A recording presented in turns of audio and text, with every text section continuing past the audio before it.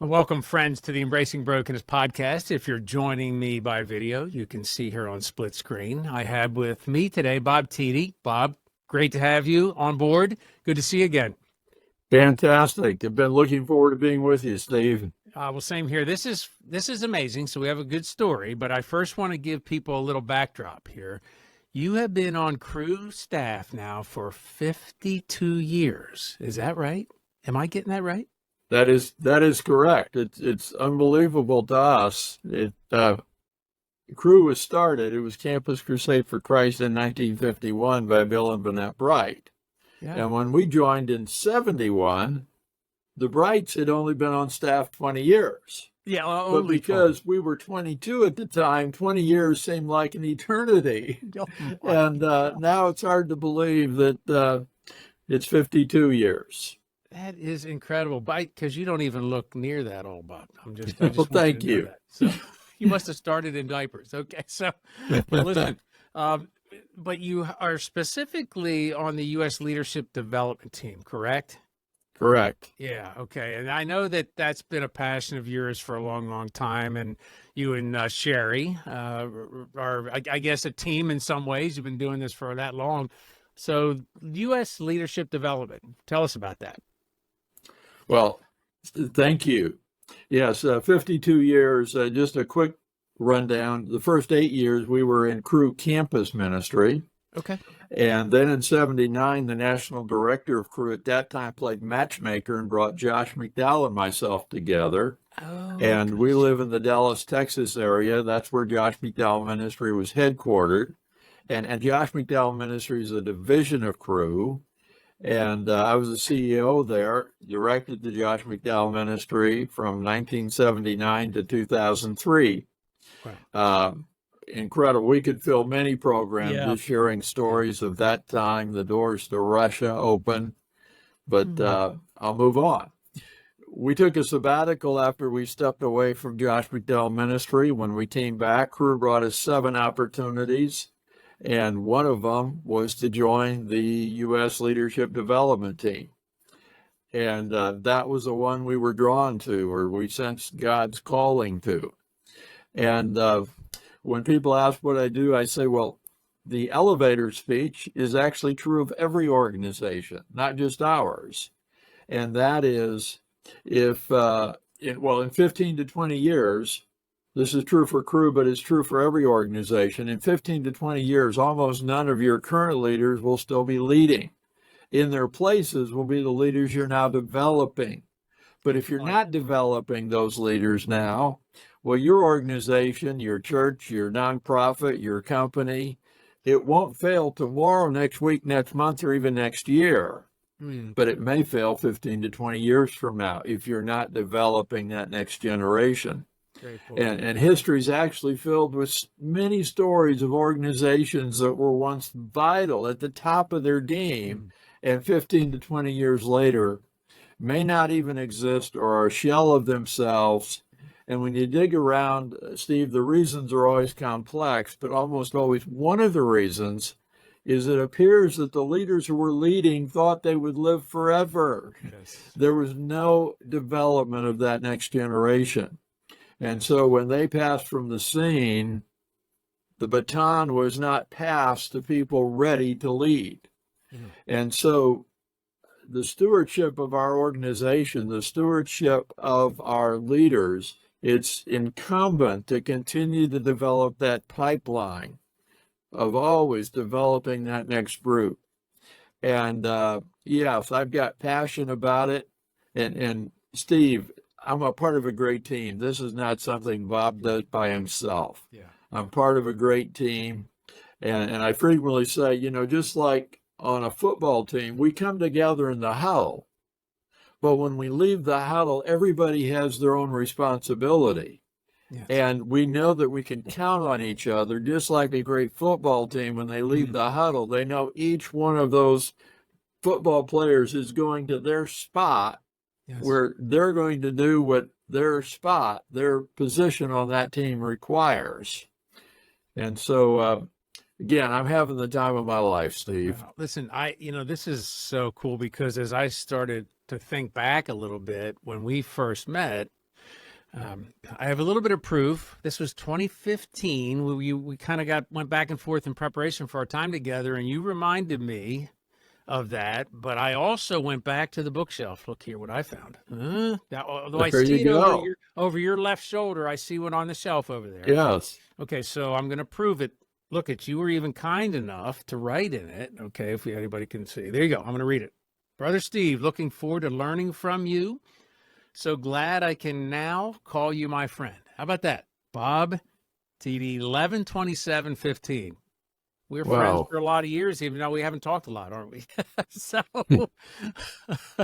I really appreciate this. And one of the things that I also noticed, okay, on the back cover, because we started with this 52 years, when you initially put this together, I see a couple differences. There are two differences. One, there's 8 grandkids now. There were 6 when you wrote this, and at 44 years on staff. So how about that? That's how about those grandkids? They keep multiplying. What's going on with that? Well, they do, and soon that number 8, as of about a month from now, we're going to have our 9th grandchild is arriving. So 8 is correct now. Okay, but it will soon be 9.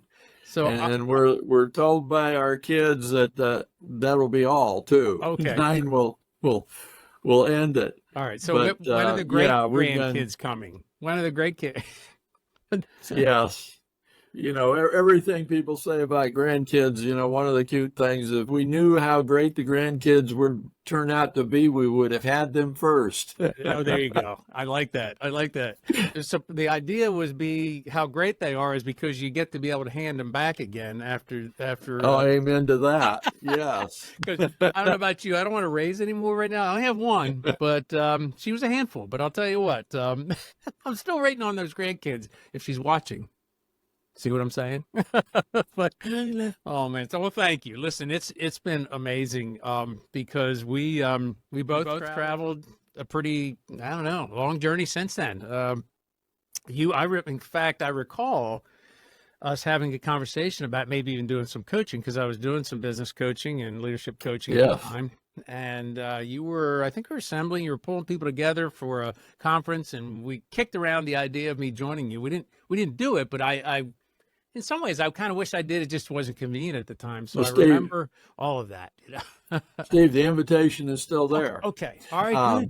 Good. You know, on this leadership development team, my role has really become recruiting outstanding leaders from outside of Cru to coach Cru leaders. And we currently have 130 outside leaders coaching 130 Cru leaders.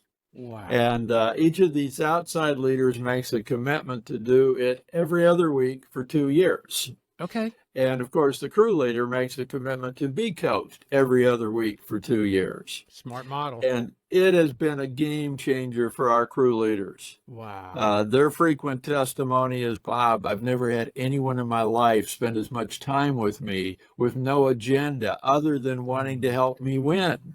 I love that. And Steve, at first I thought this was kind of a one-way street. Yeah. The outside leaders were giving and we were receiving and we were grateful. But then I began to hear from our coaches saying, Bob, I signed up just to be a giver here. I had no idea I'd be learning from Cru, but I've been the receiver. I'm a better leader back in my company or organization or wherever they're serving because of what I've been learning in this role as a coach and learning leadership development from Cru. Wow. And I thought, amen, a win-win. That's what we wanted. That is a beautiful testimony. I never really thought about it. I remember now you explaining it that way, but the good news is you're still doing it. So obviously it works. And there's a give and take. I've often heard it said that we should have really 3, very close mentor-mentee, relationships, somebody who's sort of maybe somewhere along the spiritual journey a little more than we are, someone that's kind of right at our level and kind of where we're used to operating, and then someone who we can mentor. And I just think what you're modeling, great idea. Now, thanks for sharing that. I'll have to think about it. Maybe that is something I can get plugged into yet. Yes. Oh man. Well, so tell me. Listen, this we all have a journey. spiritually speaking. This world, as you can tell by our ministry, a lot of what we do is we engage people in the conversation of what brokenness might have looked like in their life at one point or another. I mean, I accepted Christ at a very young age, but made some sideways decisions along the way that would pretty much exhibit the brokenness that we all experience. Can you give us a little synopsis? What was it like for you? How did you come about knowing Jesus? And Yeah. is that prevalent for you? Well, Steve, there's two parts to the story. And I'm going to start by sharing, if we use the iceberg illustration, the part above water. Yes. I graduate from high school. I go to the University of South Dakota. I quickly join a fraternity. And about 8-9 weeks later, we always met in the living room about 5 minutes before the dinner bell rang. So we came down. My room was on the second floor, came down to dinner, and there was a group of fraternity men from Iowa State in our living room. Well, we introduced ourselves, but the dinner bell quickly rang before we really understood why were they with us that night. Okay. But we go in, and our president said, "Gentlemen, we have guests here from Iowa State. They're all involved with the fraternity system there. And these gentlemen are involved with a student Christian movement called Campus Crusade for Christ. They're going to be our Monday night speakers. And so I invite all of you after dinner to join me in the living room and hear what these gentlemen have to say." Yeah. Well, all 50 of us went in the living room. I could still take you to the spot on the carpet. They probably have changed the carpet several times, but I could take you to the spot where I was sitting. And 3 of them shared how they came to know Christ at Iowa State. I'd never heard anyone my own age share about knowing Christ or having asked Jesus into their heart. Wow. But I loved hearing their stories. The 4th person shared what was called the 4 spiritual laws, and ended with saying, "In a moment, I'm going to pray a prayer out loud and invite you to pray along silently if you'd like to invite Jesus into your heart." And I remember praying that. Wow. And that started me on my journey. Now, Steve, I told you that's the part above water. Yes. My wife and I were joining the staff of Campus Crusade for Christ in 1971. We were raising our initial support and back in South Dakota. And one afternoon, we were passing through the town where my Grandpa Walters, my mother's father, my maternal grandfather, lived. And I said, "Oh, we have time. Let's stop and talk to Grandpa." And so now he was a farmer, but he was retired and living in a little house. My grandmother had passed already. He was living in a little house in their little farm town. And we shared what we'd be doing. And looked at my watch, said, "Hey, it's time for us to go," and stood up and said, "Grandpa, you'll need to pray for us." That's kind of what Christians say. Yeah, right. And Steve, at that point, it was like time stopped. My grandfather looked me in the eye and said, Robert, don't you know that from the day we heard your mother was pregnant, and we didn't know if you'd be a boy or a girl, but from that day to this day, there's never been a day I haven't prayed for you." And tears started rolling down his cheeks, and tears started rolling down my cheeks, and we sat back down, and he told me stories I never heard for 2 hours. But the first story he told me, he said, "Robert, on the day you were born, before we could go see our new grandson, we had to milk the cows. And he said, your grandmother went out to gather the cows. When she came back to the barn with the cows, he said, I could see something happened to her. And so I said, Mary, what happened?" And she said, "God spoke to me." He said, "Really? God spoke to you? What did God have to say?" And she said, "God said Robert's going to serve the Lord." Wow. And so, Steve, yes, I shared the part above the water. The part below the water that, in the scriptures, it several times says, "And Mary, the mother of Jesus, and Mary pondered these things in her heart." And I've kind of always interpreted that to mean Mary knew only God. But if you asked her, "Oh, explain that, Mary, give us the 1, 2, 3, 4, how that worked," she'd probably say, I don't know. I just know it was God. Yeah. And so I've kind of pondered that story in the same way. Grandparents who prayed for me every day of my life, the special word from God on the day I was born. And, there's more to each of our faith stories than just what happened to us. Yeah. Others who prayed for us, others who planted seeds, others who watered those seeds, God bringing the right person at the right time, and the Holy Spirit touching our hearts. That's all a part of how I came to know Christ. Well, I got those Holy Spirit chills there. You know what I mean? When you said that, Yes. I so agree, man. Yeah, I remember my mom sharing a story like that. She couldn't get pregnant for years and years and years, and she just prayed. It was one of those prayers, you know, uh, of dedication, I guess. Lord, if Yeah. there's any opportunity for me to have a child someday, I will dedicate him to you, or her at the time. And she told me that often. It sticks, of course. I mean, it's such an Yeah. incredible legacy that, I don't feel pressure to live up to anything specifically. It's just to follow Christ would be the goal always. And I was an only child, so there were other reasons why I had performance issues, but not that one. That one just always meant something special. So as you shared that, I'm reminded that, we all have a story. That's a beautiful, beautiful a picture. And of course, look at the service, the opportunity you've had for so many years to give back to others in the organization. Campus Crusade crew has gone through that growth and iteration from the Brights into a different era.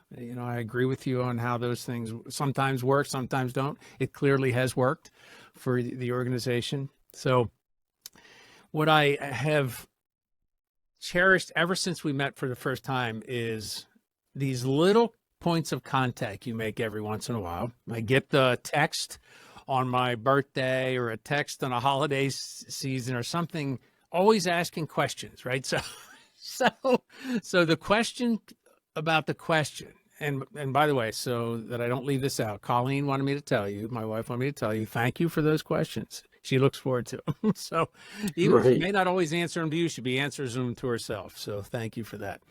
But questions. Now you have something new that you've introduced to all of us, and this is what I want to talk about today. I'm going to hold this up because an ebook is hard to handle, so I printed this out. But there's also a book, right? There's a book and an ebook. Okay, there's the book. There's the book. So people can get their hands on that too. We'll make sure we tell them how to do that. So I have the first one, 349 questions, right, that Jesus asked. 339. Oh, did I say 349? Well, I'm adding 9 or 10 because I'm going to go look for them right now. So 339. Now we're at 340.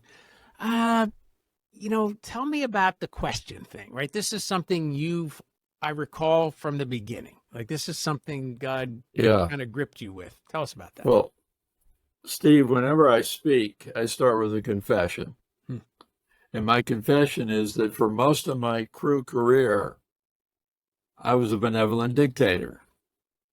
I thought the job of a leader was to tell staff what to do. The job of a leader is to give the direction, to say, here, gang, here's what we need to do. Here's what I need to have you do.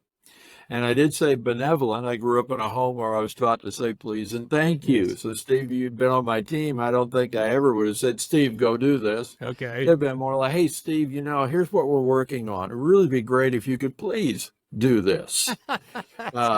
And when you did it, I would have said, Steve, thank you. At a staff meeting, Steve, stand up. You all need to hear what Steve did. Oh, my. And I don't want to suggest we get nothing done, but I am confessing my only paradigm of a leader was that a leader needs to give direction.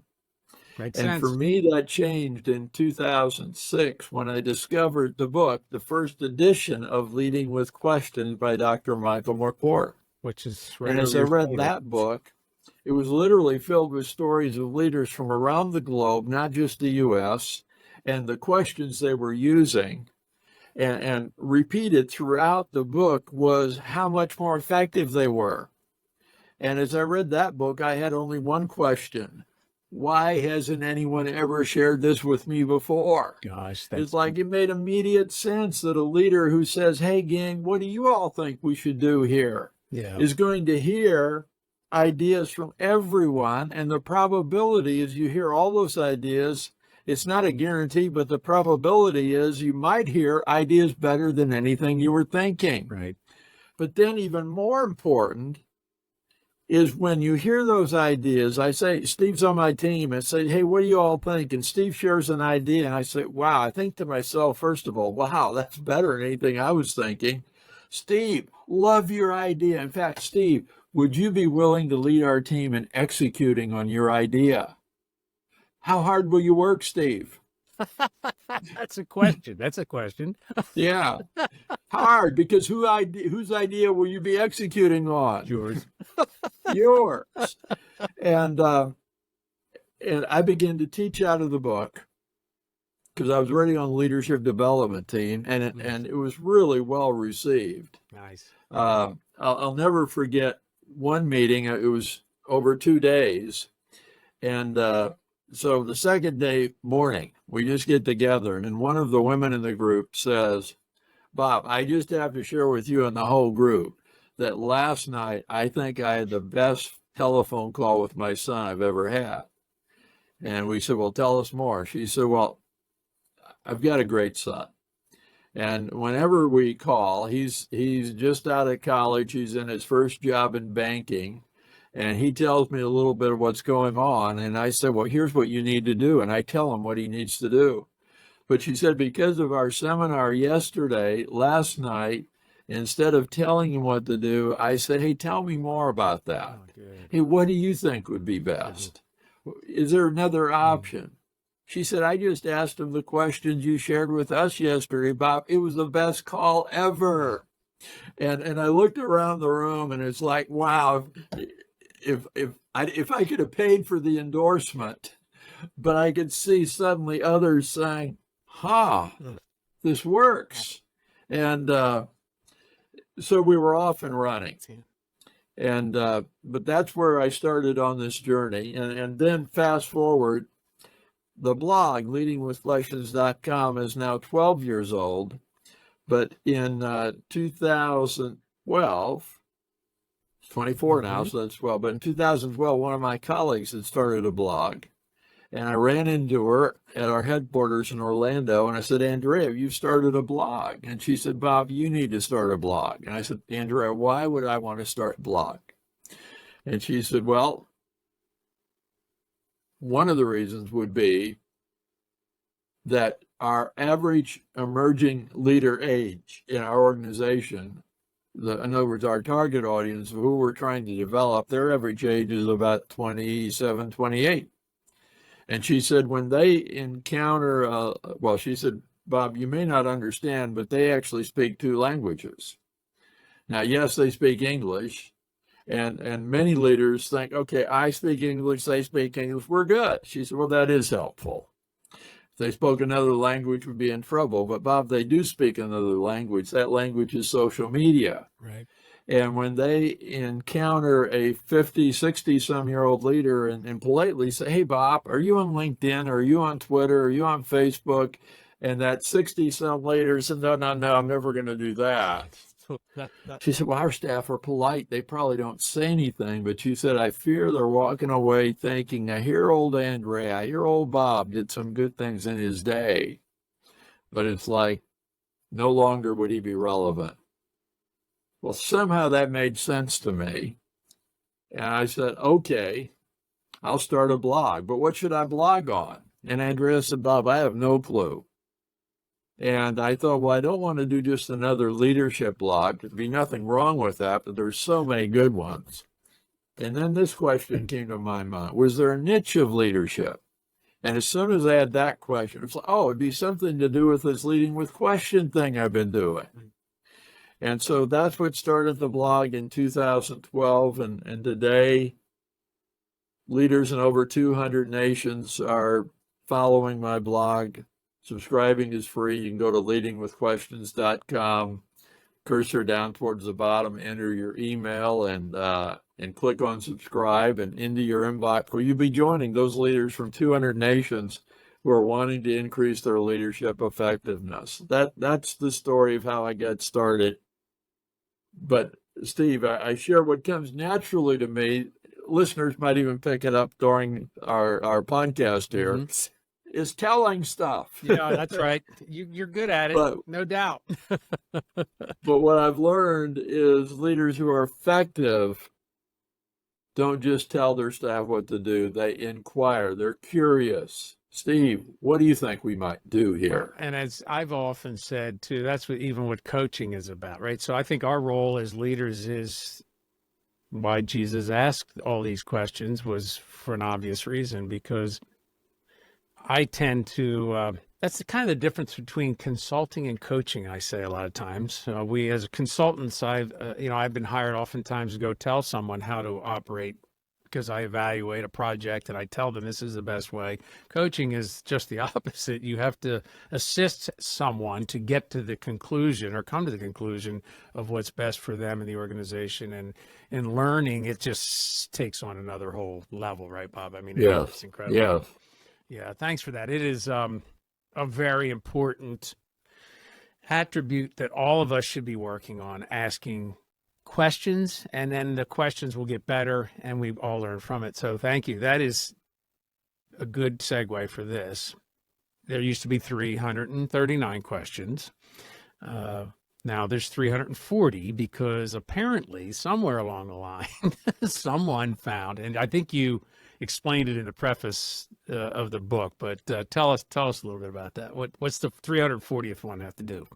Yeah, well, the first edition was 339 questions Jesus asked. And as I always share, I didn't write that book. Mm-hmm. It says on the bottom, compiled by Bob. Yeah. Matthew, Mark, Luke, and John actually recorded these questions. Right.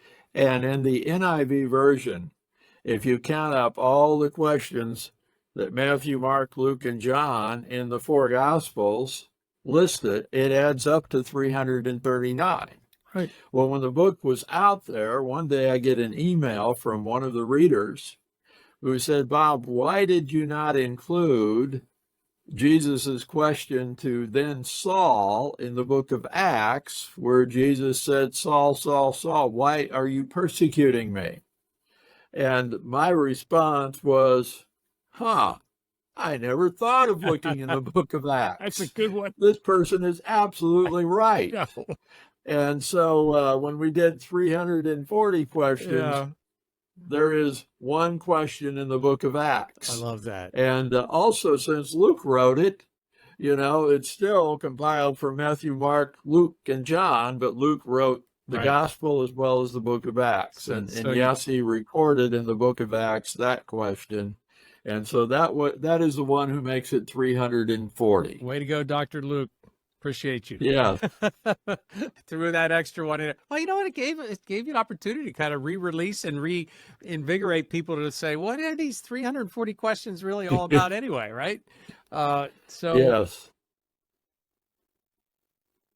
As you're compiling this, you definitely had a lot of contributors, and I appreciate you providing some of that input. I think Sean McDowell did he do the forward to this one? He did. Yeah.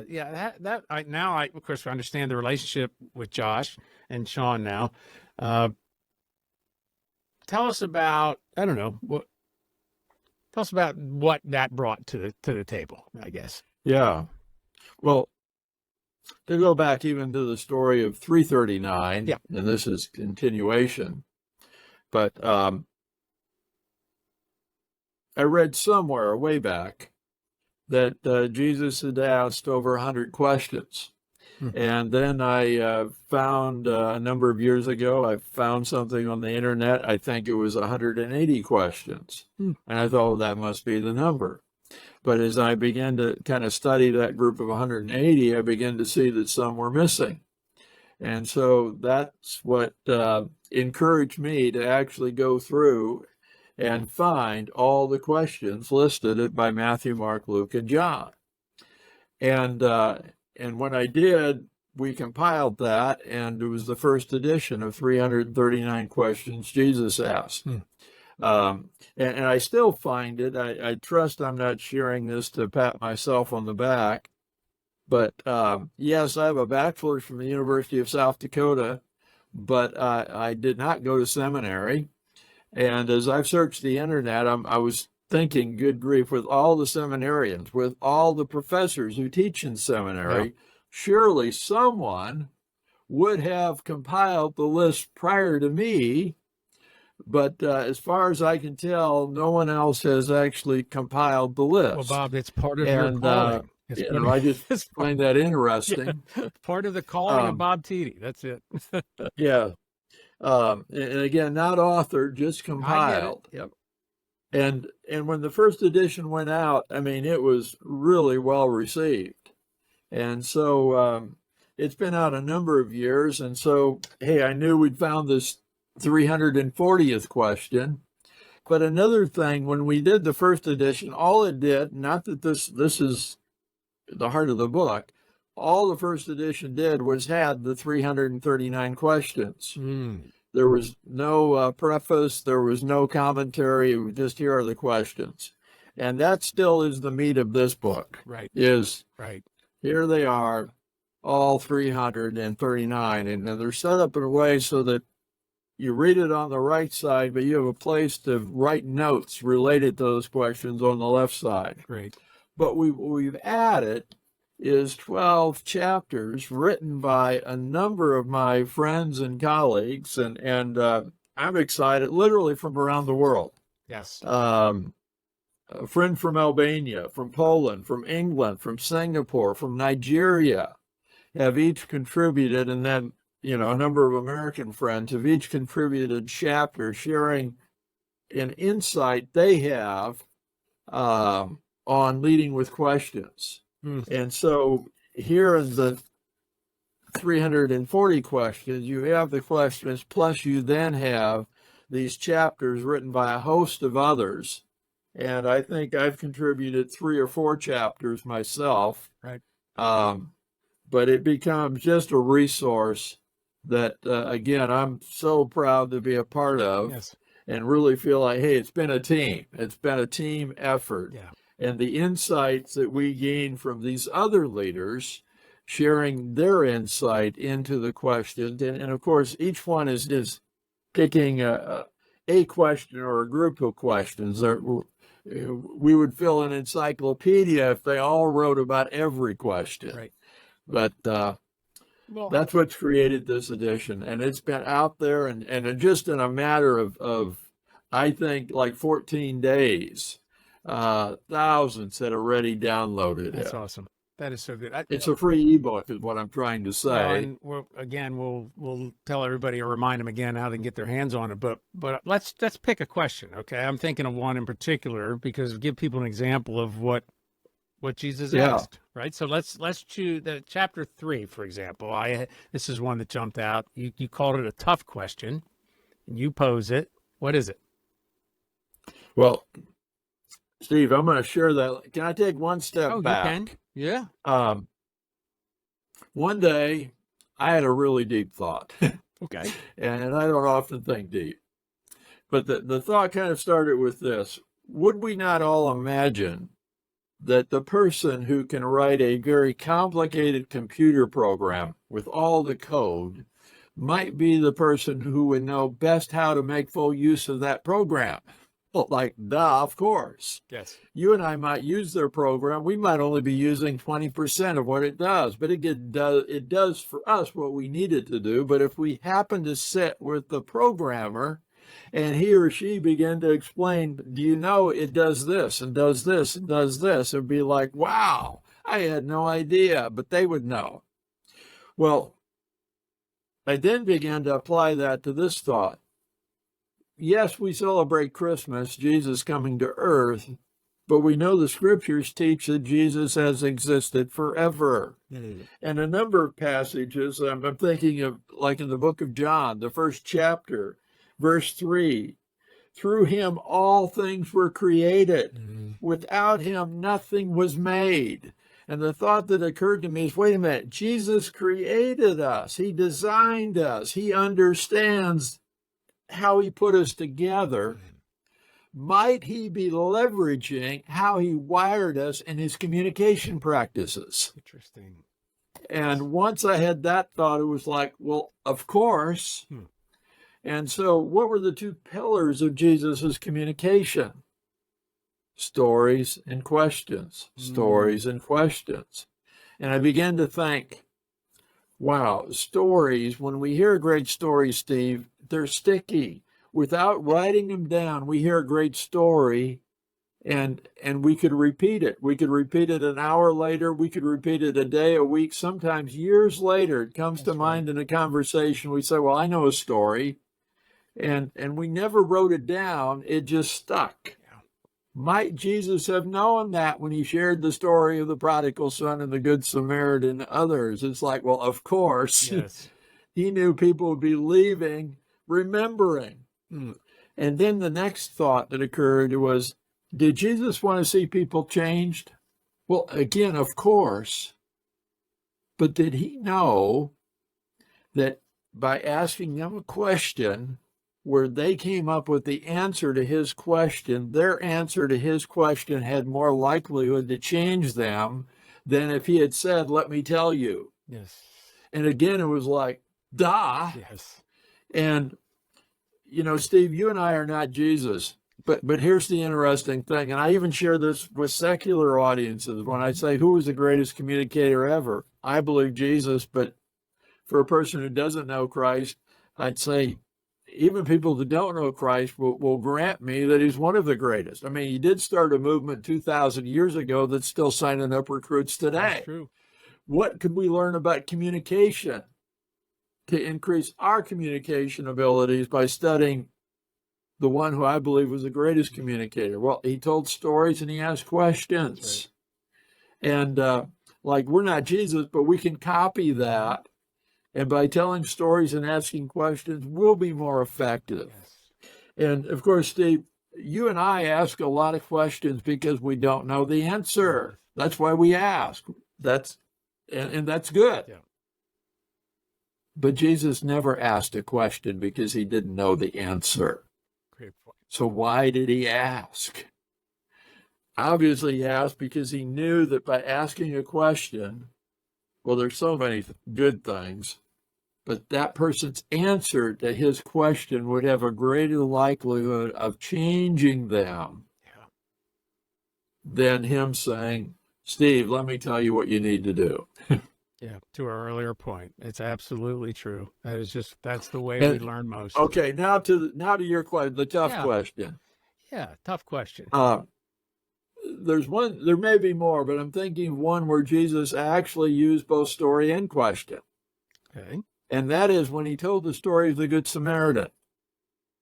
Now, he ended that story with a question.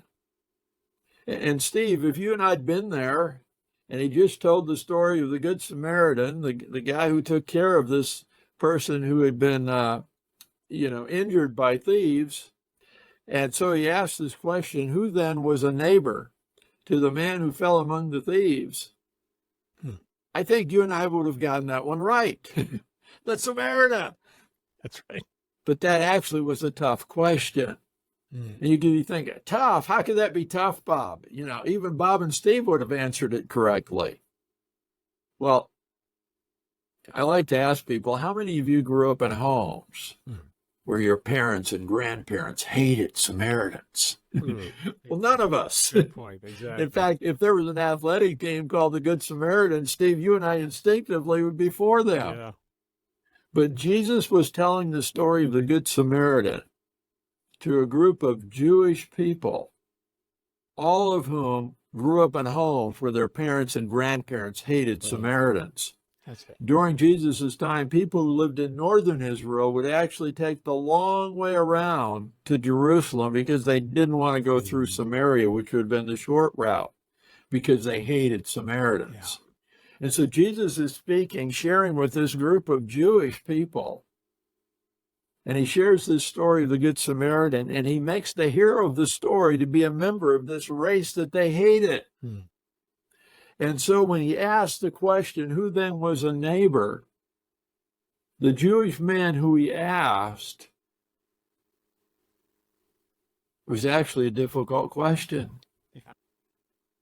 And it's interesting how he answered. He didn't actually say the Samaritan. He said the one who showed mercy. And I'm thinking he picked his words carefully to avoid actually saying the Samaritan. But it was a tough question because he was having to say, in this story, it's a member of that hated race who's the good guy. And, Steve, I often say that there's so many stories in the scriptures that I wish we knew the rest of the story. Way back in the day, I'm old enough to remember Paul Harvey. Yes. He'd share some news story that we kind of all were familiar with, and then he'd say, and now the rest of the story. And we were always interested because he was sharing something about that story we all knew, but the part we didn't know. Yeah. Now, man, I'd love to have Paul Harvey say, and now the rest of the story. Here's what happened to that Jewish man as his life went on. As a result of hearing that story and being asked, who then was the neighbor? Well, we'll have to wait till heaven to find out the rest of that story. That's, as you were saying, that's exactly what I'm thinking, because we'll have questions when we get to heaven. We'll have an opportunity an eternity, Yes. I think an eternity, Yeah. to ask a lot of questions of people that existed and lived on this planet at that time, walk with Jesus. Yeah, I'm looking forward to it too. Paul's going to have a really long line, so it's a good thing we have an eternity to get there. So, Yes. Well, so if you were to pick a highlight, I get a highlight. They're all highlights, right? So, the fact that you've added, these other, I think, roughly 12 chapters you said here from other people who contributed their insights. Was there anything that stood out, any particular one or two things that were contributed in that regard that you'd like to share with our audience? So, again, each one of the contributors has shared a gold nugget. And, just a couple of them. Ron Harris pointed out that great questions cannot always be answered quickly. And sometimes we hear a question, and like I say, we don't instantly have an answer, but that question continues to gnaw on us. Right. And it's actually answered over time that we keep thinking about it. And I think there's a principle there too, that sometimes when we ask a great question, we're impatient. I ask Steve a question and I want 3 seconds later for him to answer. Right. It's okay if Steve says, wow, Bob, I have no clue, but I love the question. I'm going to have to think about it. And it may be days, weeks, and it could be a year later. Right. Steve and Bob connect again, and Steve said, do you remember when you asked me? Man, I thought about that a long time. I actually have an answer today. But at any rate, great questions can't always be answered quickly, was Ron Harris. Yeah. Keith Webb said, Jesus knew, but he still asked. And, kind of what I was sharing earlier, you and I ask questions because we don't know, but Jesus never asked a question because he didn't know.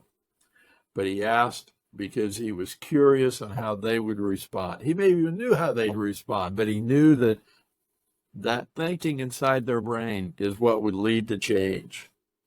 My friend Wojciech Kowalski from Poland focuses on the question Jesus asked twice, what are you looking for? And, it's similar even with the blind men that Jesus encountered. Instead of, you and I would have said, well, Jesus, the guy's blind. He wants to be healed. Jesus would ask, what can I do for you? Yeah. What do you need? Yep. And he actually wanted them to verbalize so that then he was responding to their specific. And so there's times even when we think, because you and I, Jesus knew for sure, there's times we guess wrong. I think this is what Steve wants. And so I say, Steve, let me do this for you. And Steve's thinking, that's not what I want. but learning to ask, hey, what are you looking for? Judy Douglas, she shares some of her favorite questions, prompted by what she sees modeled in Jesus. But I love this question. It's one of her favorite. How has God surprised you lately? That's in the chapter by Judy Douglas. Oh, Judy is the wife of Steve Douglas, the second president of Campus Crusade for Christ. And Steve passed, I think it's now about 2 years ago. And then Akshai Gao from Singapore, he focused on two of my favorite questions.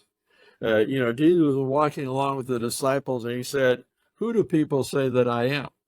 Yep. And they quickly answered. And I said, now, here's a lesson. If you want people to quickly respond, instead of saying, Steve, what do you think? Hey, Steve, what do people around you, what do they think about? And you ask people to share what others they know are thinking, they'll quickly respond to tell you what their neighbors, their friends, their coworkers think. Yeah. And so Jesus started with, hey, what do people say that I am? And quickly the disciples answered. Then he turned, but what about you? Who do you say that I am? Mm-hmm. And of course, those familiar remember, here's an example. Peter in the scripture at times, he gets so many things wrong, but on this day, he got it exactly right. Thou art the Christ, the Son of the living God. And his confession was absolutely spot on. But those are just some examples from the contributors. You'll find a gold nugget with each of them. We did. As I was looking through myself, I just, man, I really appreciate all that you put into this and how God's kind of motivated you to use this as a tool to train other leaders. So I'm going to ask you a question as we kind of wrap up.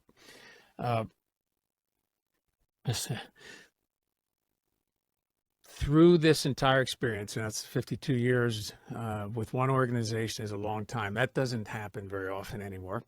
So what would have been or has been the greatest lesson that you have learned? If you were to summarize your experience with the organization and what God's called you to right now, tell us how you would wrap that up into, and that's going to be really a hard question, but what have you learned most from your experiences doing just this? Steve, your question is so interesting because just yesterday I was texted by a friend almost the same question. And here's what came to mind. One of my favorite movies is Chariots of Fire. Yeah.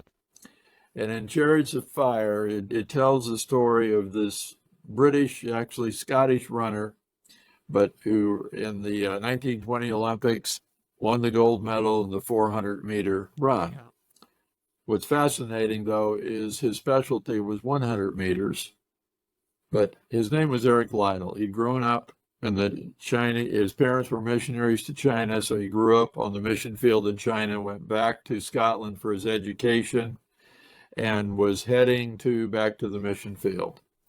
But at this time in his life, he was a runner, track star.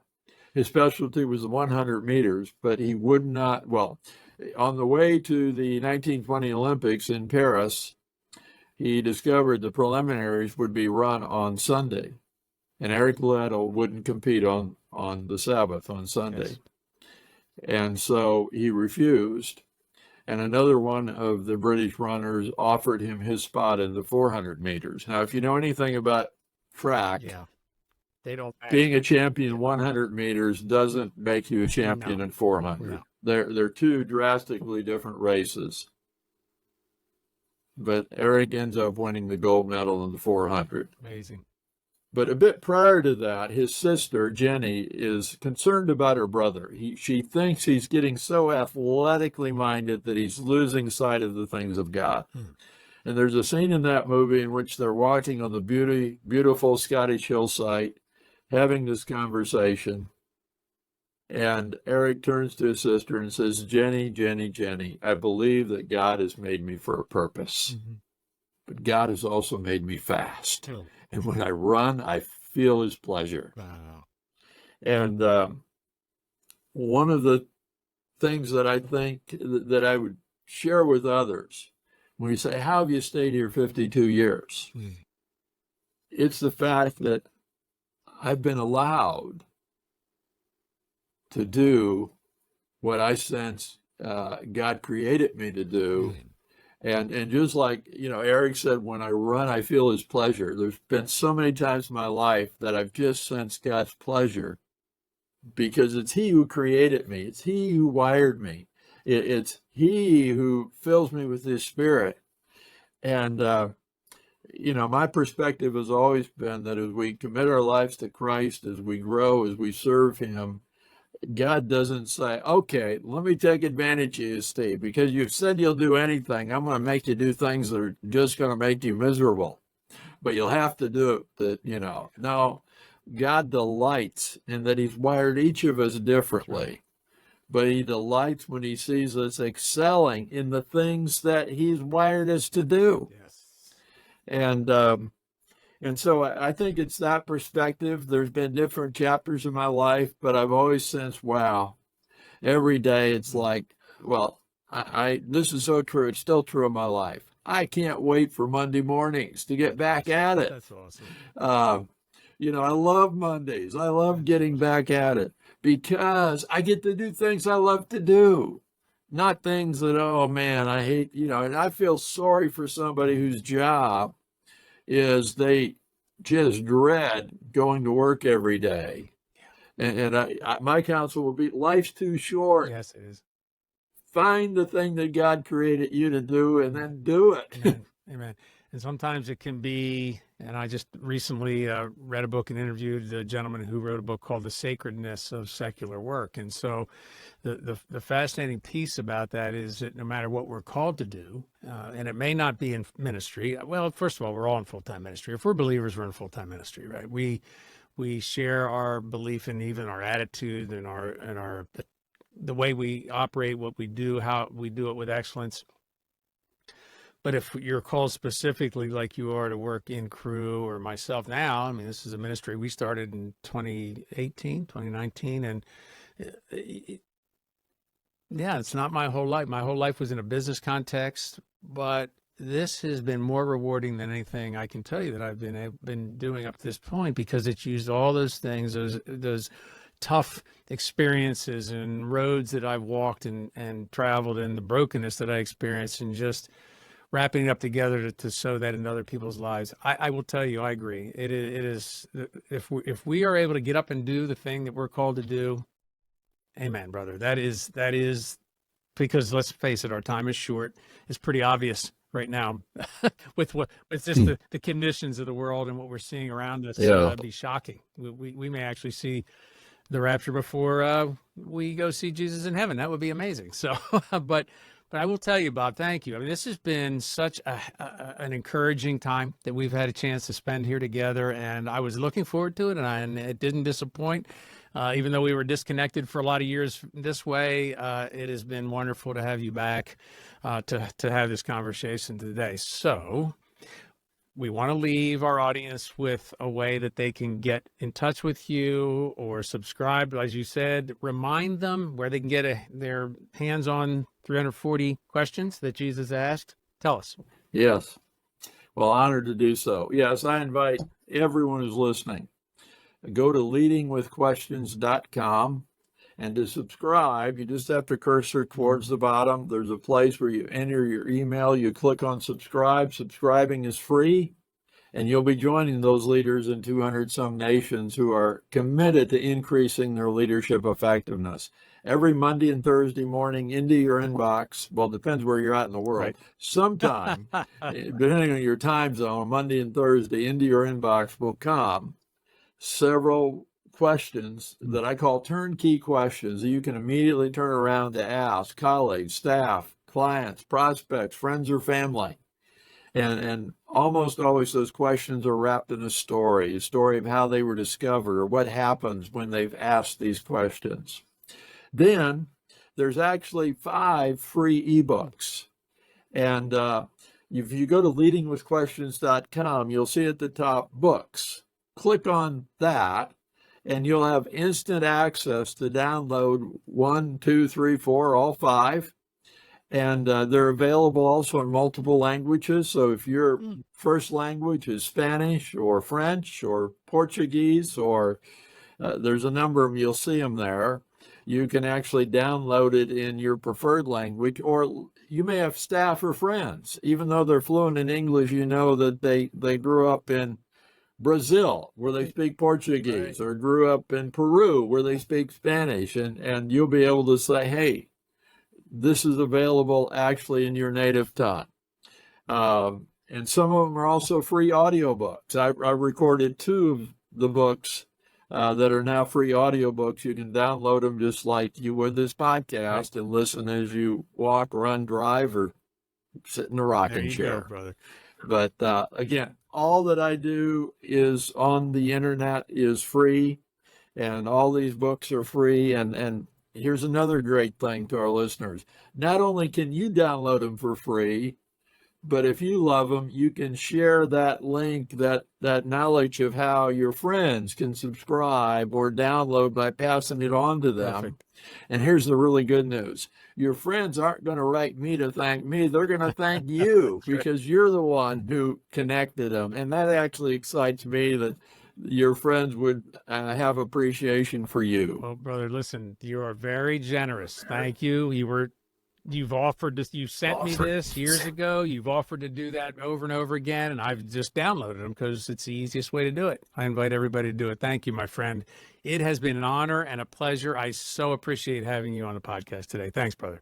Steve, this has been fun. I'm just so grateful for being your guest today. Well, blessings to you. We'll be back again soon. This was another episode of the Embracing Brokenness podcast. For more information on Embracing Brokenness Ministries, or to subscribe to our blog, podcast, YouTube channel, or engage with us on social media, please visit our website at embracingbrokenness.org. Thanks for joining us.